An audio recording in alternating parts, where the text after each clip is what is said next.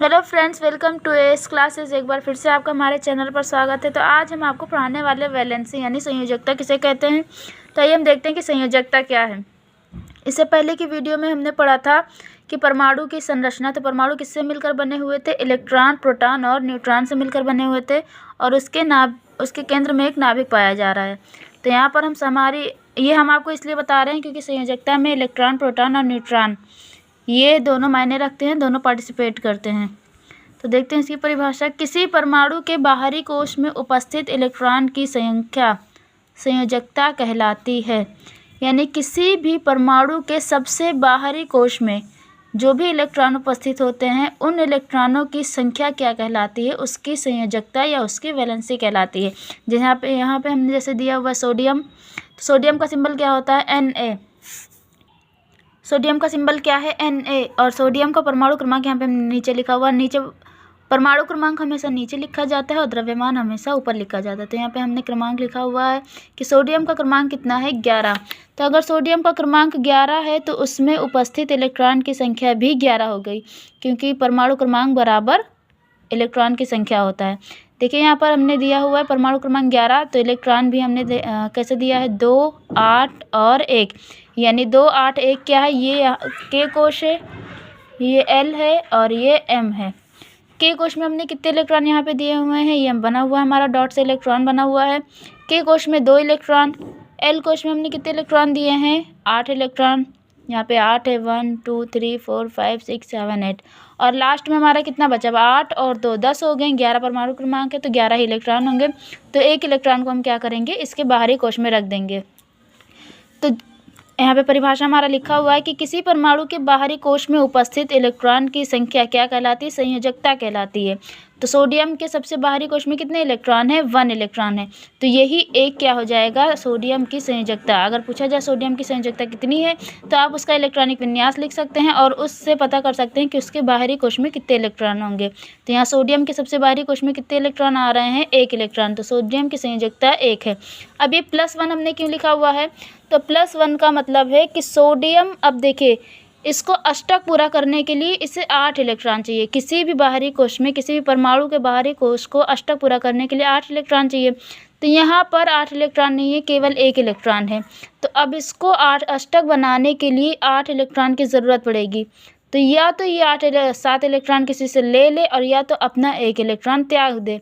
तो सोडियम क्या करता है? 7 को लेने के बजाय 1 इलेक्ट्रॉन को त्याग देता है और जो भी परमाणु इलेक्ट्रॉन को त्यागता है उस पर पॉजिटिव आयन यानी धन आयन लग जाता है। अभी देखिएगा कैसे ये त्याग रहा है।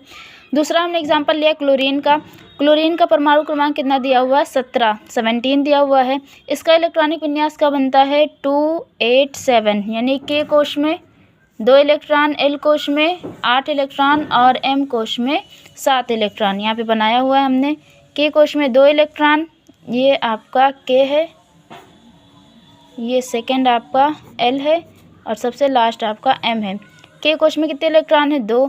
एल कोश में 8 और लास्ट में कितने हैं? 7। तो कभी भी कोई भी परमाणु हो उसका अष्टक हमेशा हमें कंप्लीट करना पड़ता है। तो यहाँ पर अष्टक नहीं कंप्लीट था, 7 इलेक्ट्रॉन की कमी थी।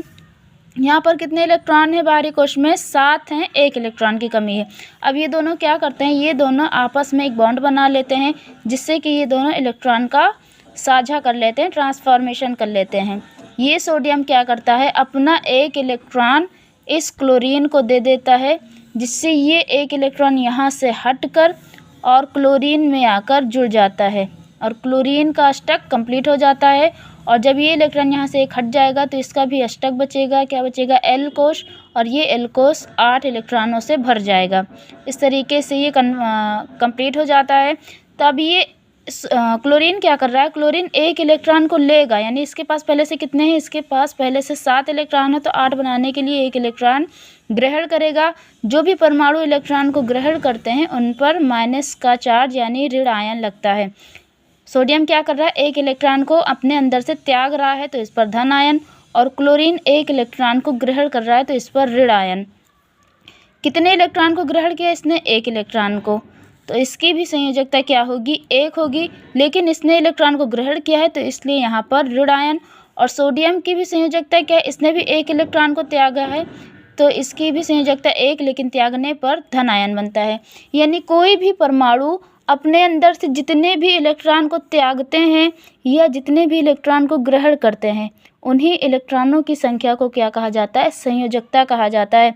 अगर वो इलेक्ट्रॉन त्याग रहे हैं तो वही संयोजकता प्लस में आ जाएगी, अगर वो इलेक्ट्रॉन ग्रहण कर रहे हैं तो वो संयोजकता माइनस में आ जाएगी।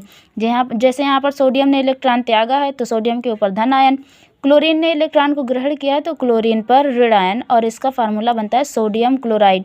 आई होप आपको संयोजकता समझ में आया हो। एक बार हम फिर से बता दे रहे हैं कि कोई भी परमाणु अपने अंदर से जितने भी इलेक्ट्रॉन का त्याग करता है या जितने भी इलेक्ट्रॉन को ग्रहण करता है, तो त्यागने की क्षमता और ग्रहण करने की क्षमता को ही संयोजकता कहते हैं। अगर ये इलेक्ट्रॉन को त्याग रहा है तो धन आयन और ग्रहण कर रहा है तो ऋण आयन में इसकी संयोजकता आती है। अगर आपको ये वीडियो अच्छा लगा हो तो इसको लाइक और शेयर ज़रूर करिएगा और हाँ, सब्सक्राइब भी करिएगा।